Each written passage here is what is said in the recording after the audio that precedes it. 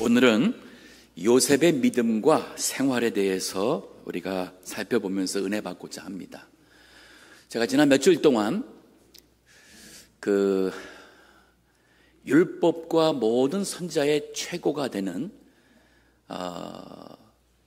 여호와 하나님을 네 마음을 다하고 너의 뜻을 다하고 힘을 다하여 사랑하고 또 내 이웃을 네 몸과 같이 그리스도 안에 나의 자신을 존귀하게 여기는 그 네 몸과 같이 사랑하라 했던 이 5가지 면의 모습을 골고루 갖춘 전인적 하나님의 사람에 대해서 제가 몇 주 동안 말씀을 증거했습니다. 그리고 그들의 인생의 가치관이 무엇에 대해서 말씀을 증거했고, 지난주에는 여러분 그냥 교회만 이렇게 나온다 해서 당연하게 내가 구원받다는 그러한 생각보다는 좀 더 진지하게 내가 구원을 받은 거듭난 사람인지 이 문제에 대해서 말씀을 돌아보았습니다.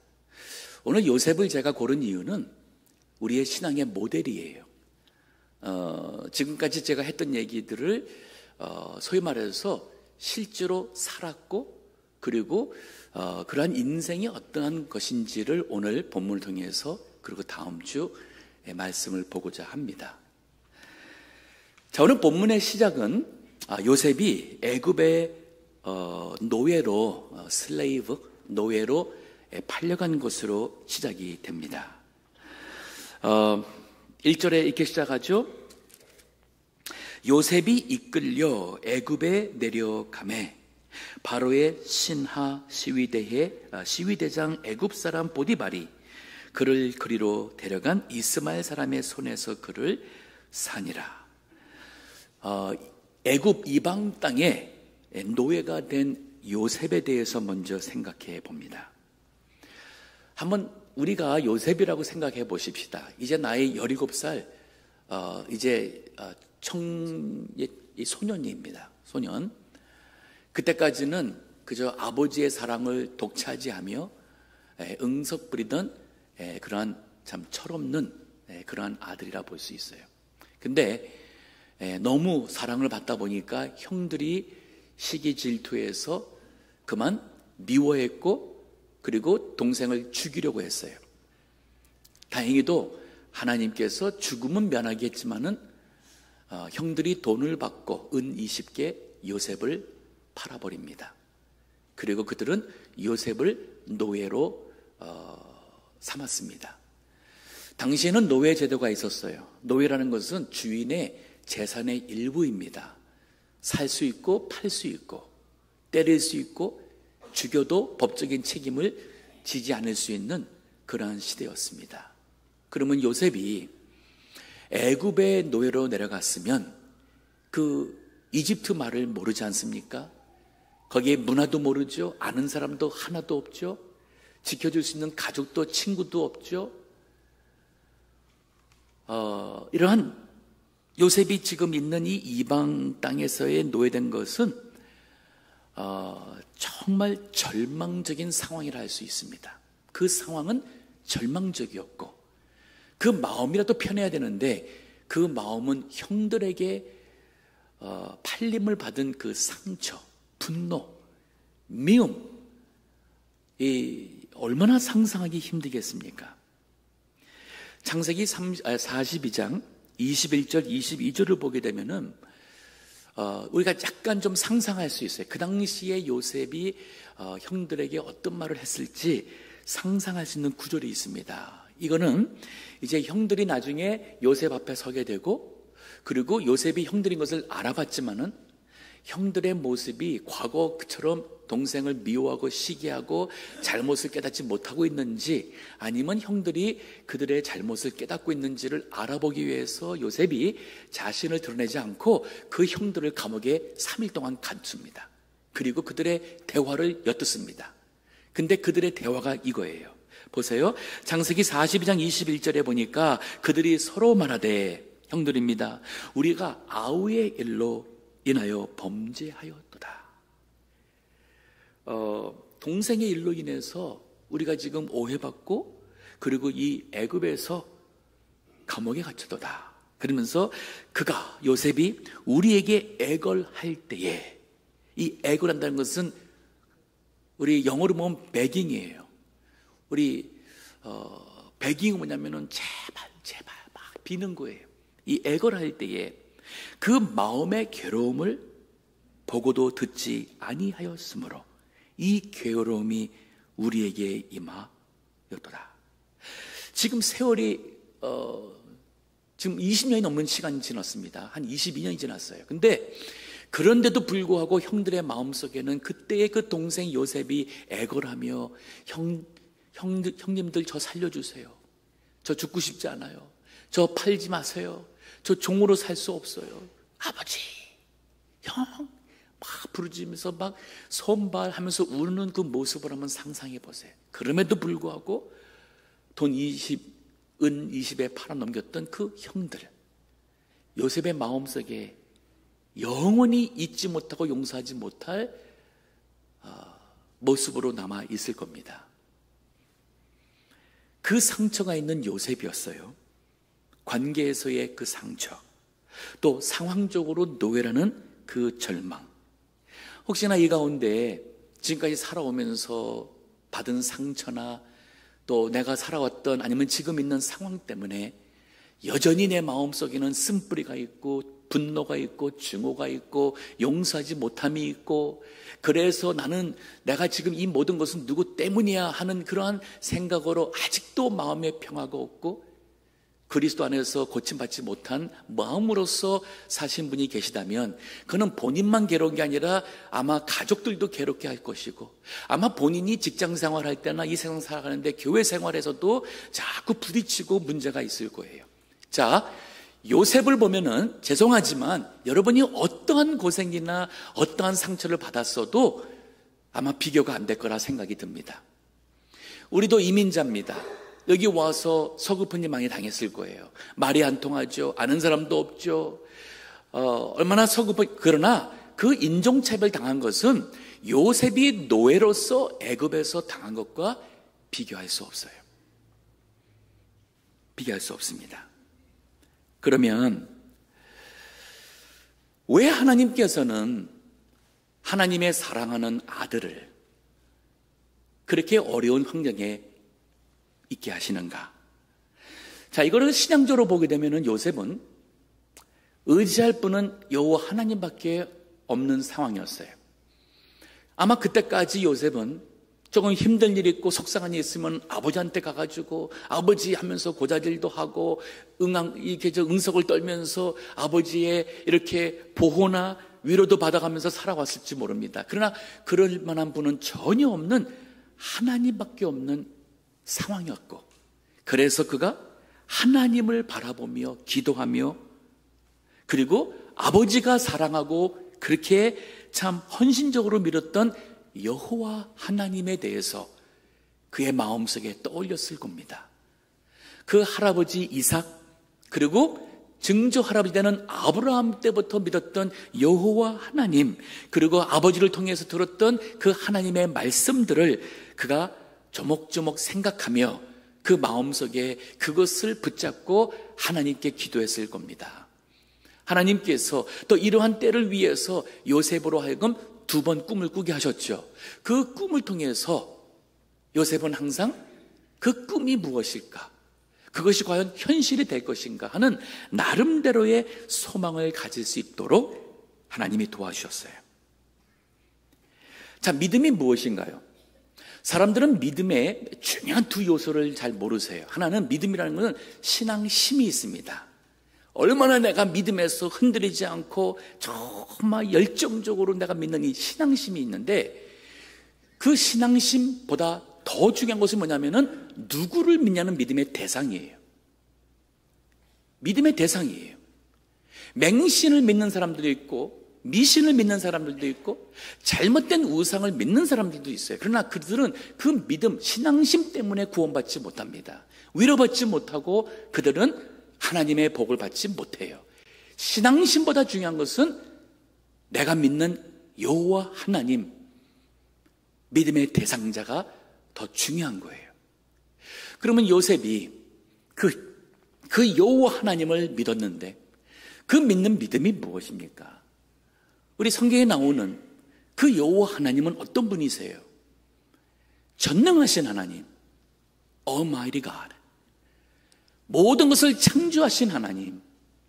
그 말은 모든 것의 주인이 되신다는 뜻이 되고, 우리의 생명도 주님의 것이고, 비록 우리는 이 세상에 태어나서 죽지만은 영원히 변하지 않고 영원히 존재하시는 분은 여호와 하나님인 것을 우리는 믿습니다. 그 하나님을 우리가 믿고 모든 것을 통치하시며 다스리는 주권의 하나님을 믿는다면, The God of Sovereignty, 여러분 정말 그 하나님을 믿으신다면 어떤 상황이든 하나님이 나를 버렸다고 생각하지 않을 거예요. 어떤 상황이든 거기에서 두려워하지 않을 겁니다.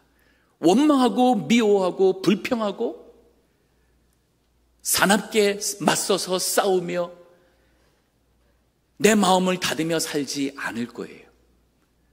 왜냐하면 그 하나님께서는 나의 모든 것을 아시며 하나님의 뜻이 있어서 나에게 고난과 연단도 준다는 것을 믿지 않겠습니까? 자, 요셉은 그런 믿음이 있었고 그 믿음으로 그 애굽에서 노예로서의 삶을 시작합니다. 많은 분들이 좋아하는 구절이고 저도 시험이 올 때나 어려운 일이 있을 때에 붙잡고 있는 말씀들이 있습니다. 그 중에 하나가 고린도전서 10장 13절이죠. 고린도전서 10장 13절, 사람이 감당할 시험 밖에는 너희에게 당한 것이 없나니 오직 하나님은 미쁘사 너희가 감당치 못할 시험 당함을 허락지 아니하시고 시험 당할 즈음에 또한 피할 길을 내사 너희로 능히 감당하게 하시느니라. 자, 이 말씀 정말 믿으세요? 그러면 어떤 시험이 와도 불평하지 마세요. 누구 때문이라고 원망하지 마시고 그 사람 미워하지 마시고 그 사람에게 내가 원수를 갚고 말겠다, 이런 마음을 다 내려놓으셔야 돼요. 하나님께서는 악인도 들어 사용하실 수 있고요, 여기 요셉에게는 하나님은 형들을 들어 사용해서 형들이 동생을 죽이려 하다가 이제는 은 20을 받고는 동생을 노예로 팔아넘긴 이 형들은 나쁜 사람들입니다. 용서받을 수 없는 사람들이에요. 그렇지만 그 마음 갖고 살면은 본인이 해가 되는 거예요.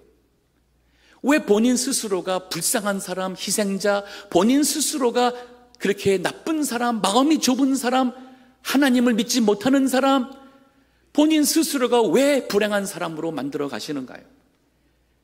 우리가 하나님을 믿을진데, 살아계심과 모든 것을 주관하신 것을 믿을진데, 형들이 행한 것은 하나님께서 판단하실 것이고 하나님께서 갚으실 줄 믿고 나는 하나님의 뜻이 있을 것이다, 하나님은 살아계시다, 하나님은 나와 함께 하시다는 이 말씀을 붙잡고 나간다면 시험을 이길 수 있어요. 용서하지 못한 사람이 있으면 오늘 이 시보로 다 용서하세요. 원수 간다는 말 하지 마세요. 뭔 일이 하기 전에는 내가 내 손을 장지를 못 친다는 이런 표현 믿는 사람 입에서 하지 마세요. 그거 좋은 얘기 아닙니다.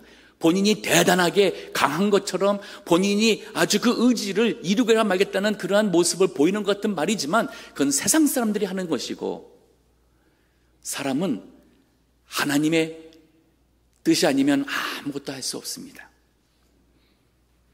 또 하나 있어요. 야고보서 1장 2절에서 4절 보게 되면 시험 올 때에 그것을 대하는 믿음의 자세예요. 거기 보면 이런 말이 있습니다. 내 형제들아, 너희가 여러 가지 시험을 만나거든 온전히 기쁘게 여기라. 자, 첫째는 시험, 여러 가지 종류의 시험이 옵니다. 그걸 만났을 때에 그냥 우리는 믿음의 자세는 온전히 기쁘게 여기는 거예요. 아직 내용도 몰라요. 그러나 하나님을 믿으니까 일단은 기쁘게 받는 거예요. 그리고 이유가 있습니다. 이는 너희 믿음의 시련이 인내를 만들어내는 줄 너희가 알미라. 인내를 온전히 이루라. 이는 너희가 온전하고 구비하여 조금도 부족함이 없게 하려 함이라.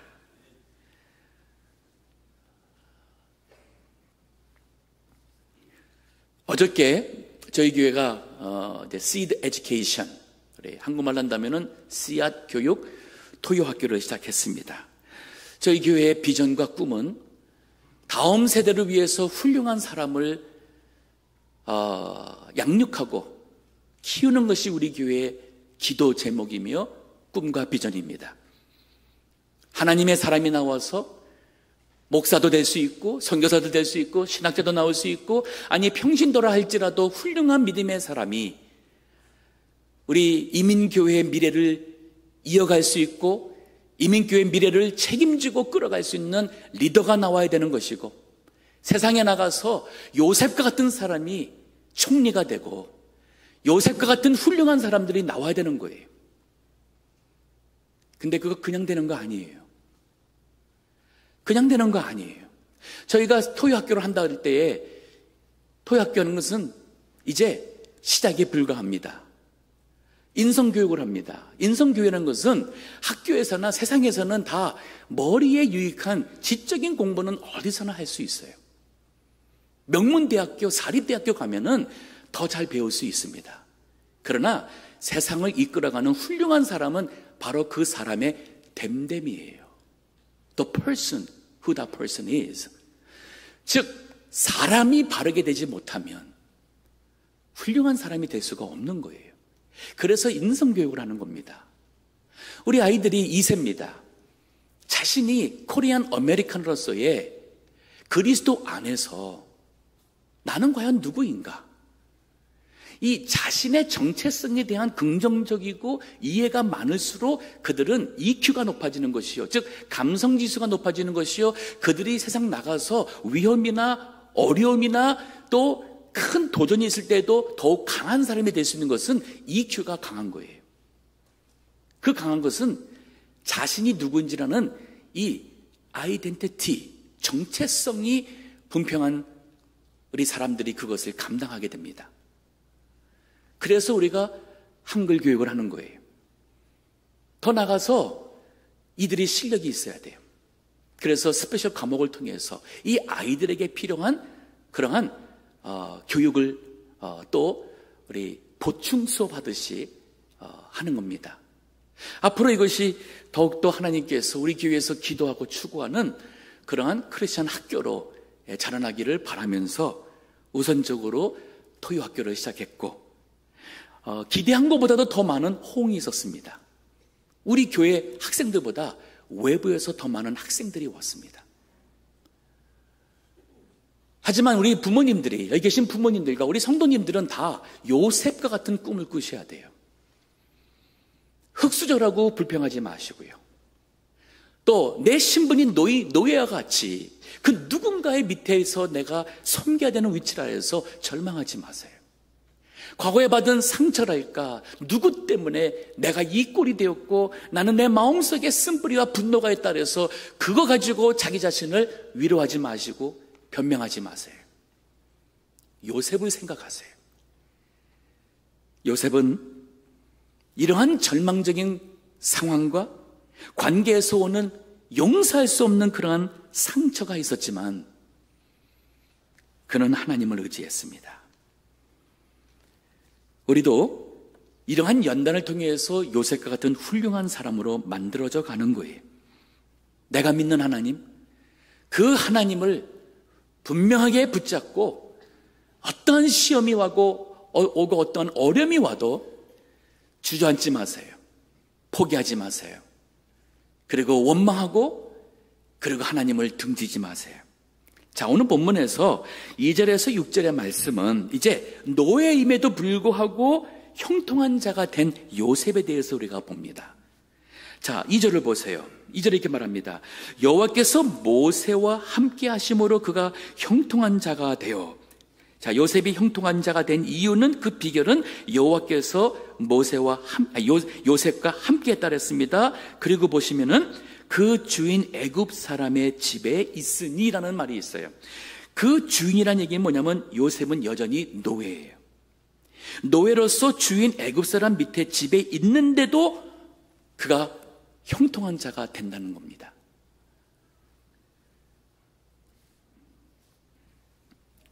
자, 노예로서 형통한 자가 됐던 요셉에 대해서, 모습에 대해서 우리가 세 가지를 생각하는데, 하나는 그 비결은 여호와께서 그와 함께 했다는 겁니다.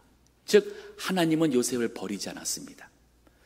때로는 우리가 믿음이 약해질 때가 있어요. 그럴 때는 하나님이 정말 계신가? 정말 나를 사랑하는가? 하나님의 약속한 말씀들은 다 어떻게 된 거야? 왜 하나님은 잠잠하고, 왜 기도해도 응답되는 것 같지도 않고, 왜 은혜가 없지? 그러면서 어떤 분은 아예 신앙을 저버리는 사람도 있고, 어떤 분은 그로 인해서 믿음의 깊은 수렁에 빠지는 경우도 있습니다. 근데 한 가지 분명한 것은, 살아계신 하나님은 절대로 그의 백성을 버리지 않습니다. 절대로 버리지 않습니다. 요셉이 하나님이 다 버린 것 같은 그런 상황에 있었지만, 이제 우리 성경을 통해서 보게 되면은 하나님은 요셉과 함께 했었고, 그러기 때문에 요셉이 형통한 자가 되었고, 그가 나중에는 노예에서 애굽의 총리가 되는 놀라운 인생의 대반전을 이루게 되는 것이에요. 여호수아 1장 5절에 보면 이런 말씀이 있습니다. 하나님께서 여호수아에게 한 말이에요. 너의 평생에 너를 당할 자가 없으리니, 너를 능히 당할 자가 없으리니 내가 모세와 함께 있던 것 같이 너와 함께 있을 것이라. 내가 너를 떠나지 아니하며 버리지도 아니하리니. 우리가 같이 한번 읽어볼까요? 하나님께서 여호수아가 경험도 부족하고 하나님의 백성 200만 명이 넘는 그 많은 사람을 약속의 땅으로 인도하고, 거기에는 원수들이, 대적들이 기다리고 있는 그 이 엄청난 이 일을 이끌어가야 되는 그 위치에서 있을 때에 하나님이 주신 말씀이 바로 이거예요. 한번 같이 읽겠습니다. 너의 평생에 너를 능히 당할 자 없으리니 내가 모세와 함께 있던 것 같이 너와 함께 있을 것이라. 내가 너를 떠나지 아니하며 버리지 아니하리니. 그래서 여호수아는 형통하게 되었습니다. 하나님의 뜻을 이루었고 하나님의 쓰임받는 훌륭한 사람이 된 거예요. 이사야서 49장에도 이런 말씀이 있습니다. 이사야 선지자 시대 때의 이스라엘 백성들이 하나님은 우리와 함께 하지 않는 것 같다.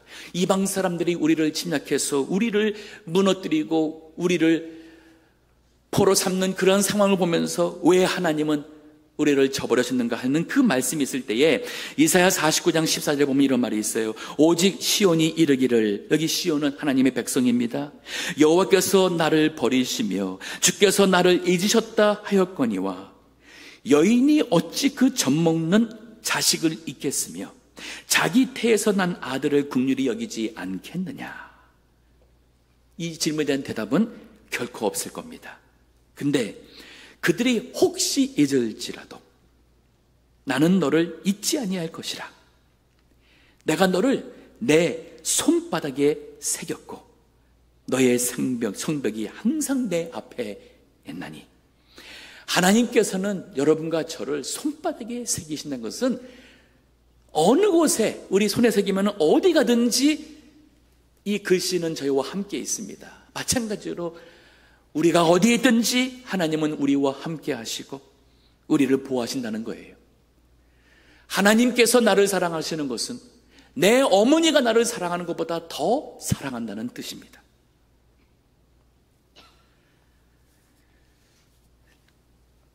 이게 바로 형통 비결이에요. 주님이 나와 함께 하시면 우리는 형통할 것입니다. 비록 노예 신분에 있음에도 불구하고 우리는 형통할 것입니다. 근데 그 다음에 이 노예로서 형통한 자가 되었던 요셉의 두 가지 그 두 번째 그 모습이 바로 뭐냐면 3절에 보니까 이런 말이 있습니다. 그 주인이 보디발이죠.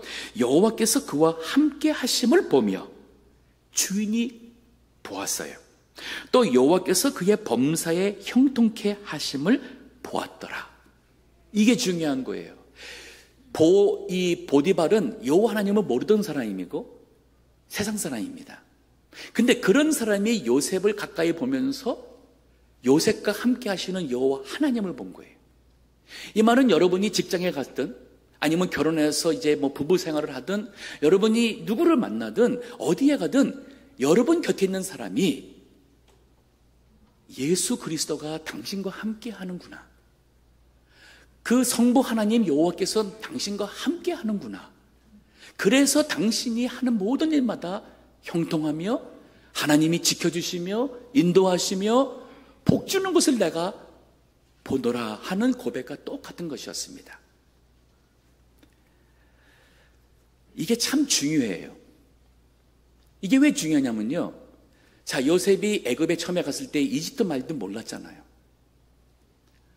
그리고 요셉이 그냥 속으로만 여호와 하나님 믿었으면 보디발 주인이 그가 믿는 하나님이 여호와 하나님인 줄 어떻게 알겠습니까? 그가 잘 될 때에 아마 그는 내가 종을 돈 주고 잘 샀기 때문에 아주 일도 잘하는 거라고 생각했을 거예요. 근데 아마 요셉은 그러진 않았어요. 그는 입으로써 하나님을 고백했고 기도했고 그리고 하나님께서 형통하게 은혜 주실 때마다 하나님을 찬송했을 것이고 하나님께 감사했을 것이고 그는 주인에게까지도 그가 아버지 집에 있을 때 들었던 그 여호와 하나님의 그 말씀이나 하나님이 누구이신지를 그는 나누었을 거예요. 그리고 그는 자신 있게 말했을 거예요. 그래서 주인이 요셉을 본 거예요. 보면 볼수록 정말 요셉의 말한 것과 그리고 그가 믿는 하나님 여호와께서 그와 함께 하신다는 것을 시간이 흘러가면서 주인이 보았어요. 그리고 요셉이 하는 일마다 다 잘 되는 거예요.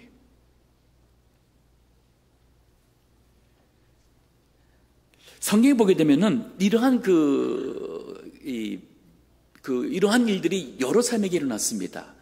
아브라함과 하나님께서 함께 하시는 것을 이 가나안 사람들이 봤다는 구절도 있는데 22장에 창세기. 근데 하나 보고 싶은 것은 그 아들 이삭과도 하나님이 함께 하시는 것을 사람들이 봅니다. 그 창세기 26장 28절에 보면은 이런 말이 있어요. 그들이 가로되, 여기 그들은 뭐냐면 가나안에 있는 블레셋 사람, 특별히 왕 아비멜렉이 이삭을 찾아옵니다. 그러면서는 하는 얘기 보세요. 그들이 가로되 여호와께서 너와 함께 계심을 우리가 분명히 보았으므로. 그러면 이 사건 이전에 무슨 일이 있었냐면은 이 사람들이 이삭이 판 그 우물 빼앗았어요. 이삭이 싸우지 않고 피했습니다. 딴 데 가서 우물을 팠어요. 근데 가와서는 또 자기네 거라고 생떼를 쓰면서 그걸 빼앗아 갔습니다. 이삭이 그걸 또 그럼에도 불구하고 양보하고 다른 데 가서 또 우물을 팝니다.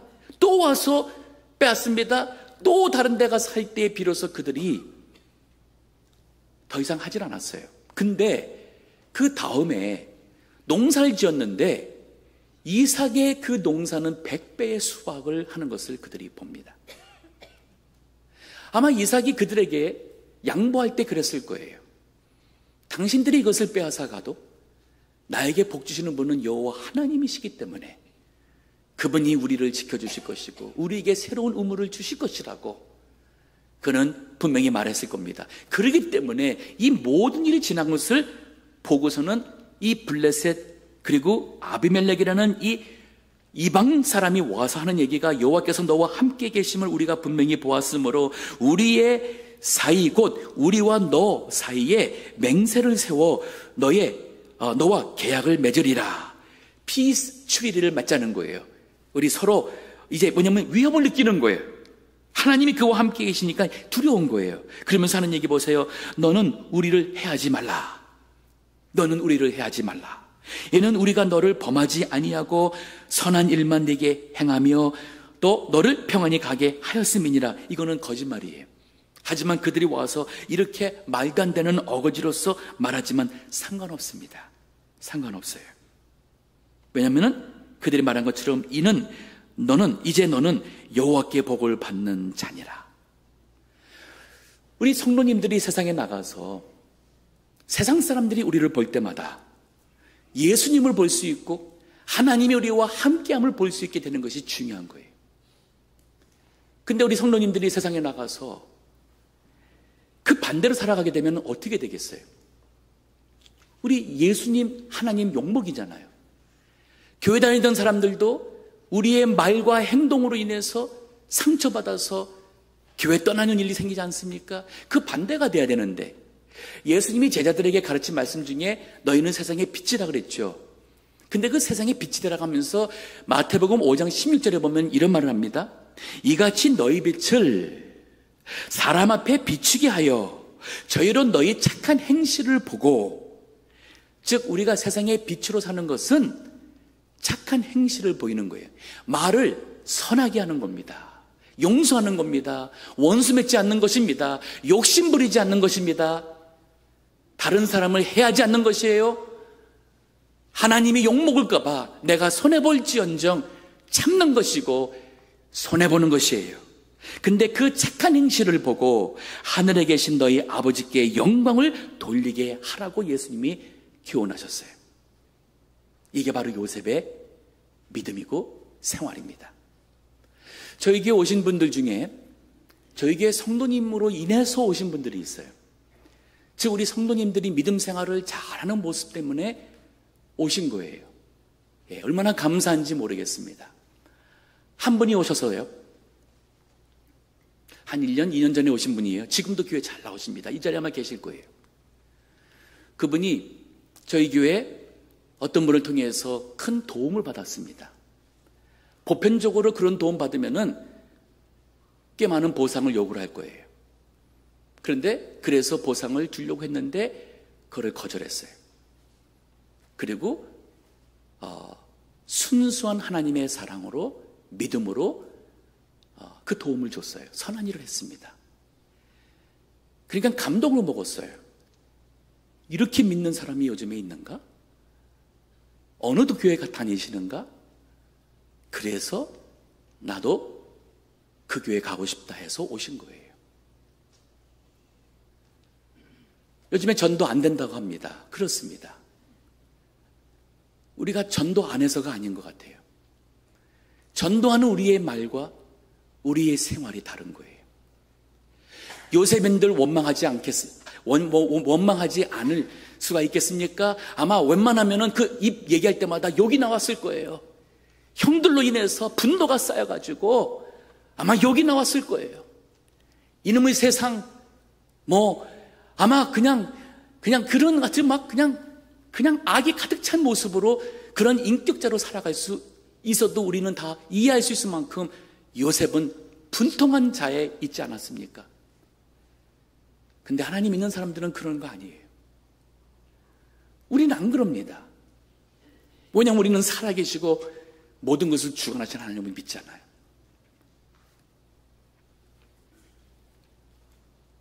우리 베드로전서 3장에 보면은 초대교회 때 성도들이 핍박을 받습니다. 예수님 믿는 것 때문에 핍박받아요.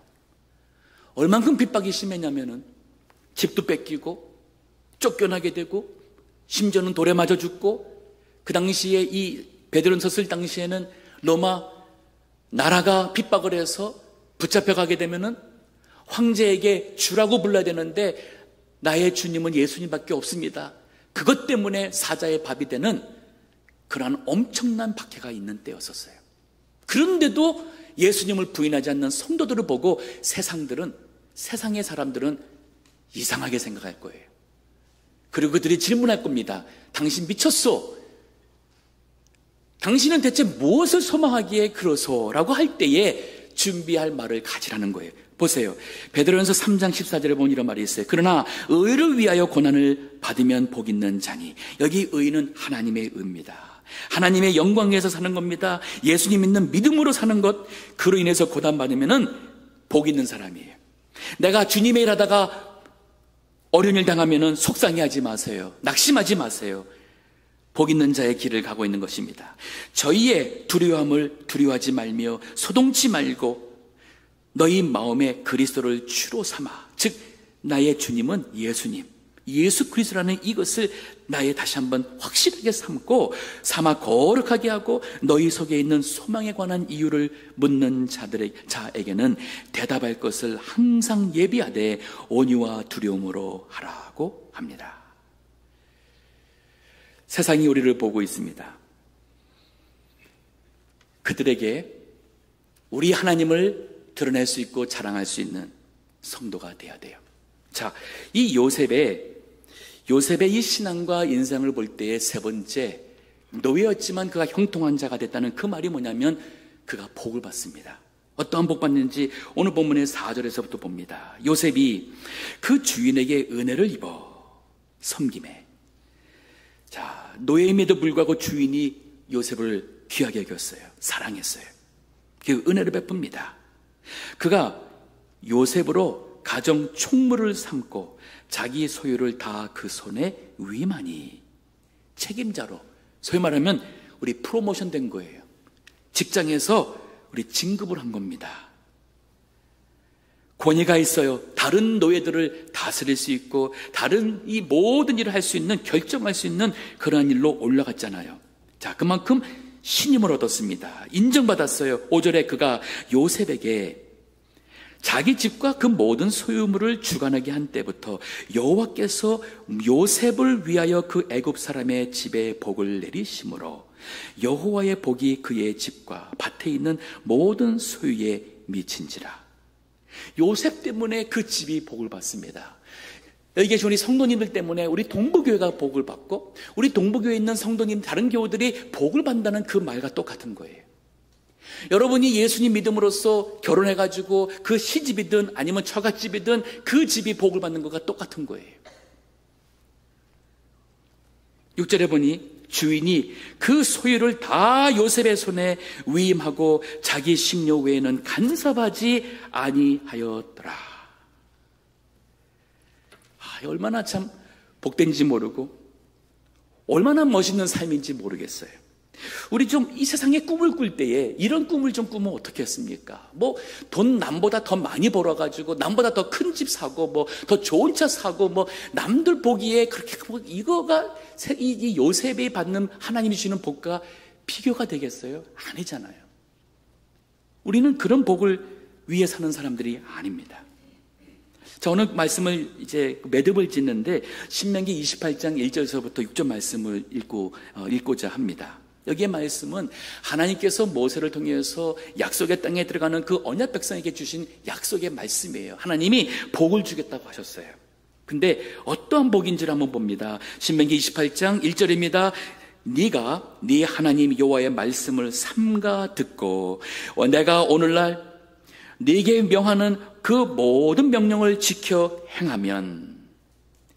요셉이 그랬지 않습니까? 우리도 그리 여호와 하나님을 온전히 믿음으로 그 말씀대로 행하는 것입니다. 그러면 네 하나님 여호와께서 너를 세계 모든 민족 위에 뛰어나게 하실 것이라.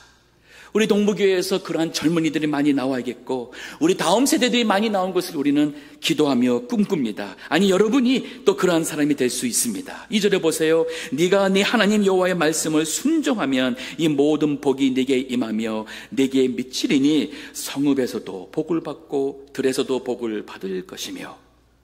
네 몸의 소생과 즉 자녀들이에요. 그러니까 아버지 어머니가 믿음 생활 잘하면은 자녀들이 복 받는 거예요.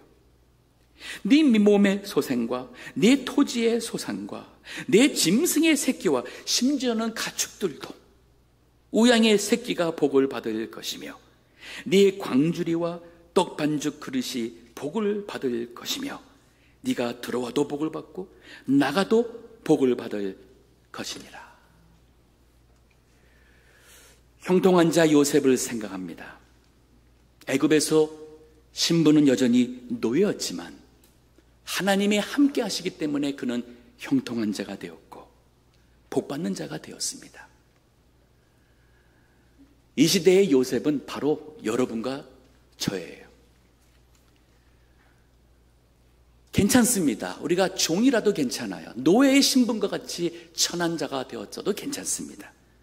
하나님이 나와 함께 하신다면, 예수님 안에서 내가 머문다면, 그럼에도 불구하고 우리는 형통한 자가 될 것이고 복받는 자가 될 것입니다. 우리로 인해서 우리의 가족과 교회와 이 나라가 복을 받을 것입니다. 이러한 축복이, 요셉의 축복이 우리 모두에게 임하기를 주의 이름으로 축원합니다. 기도하겠습니다.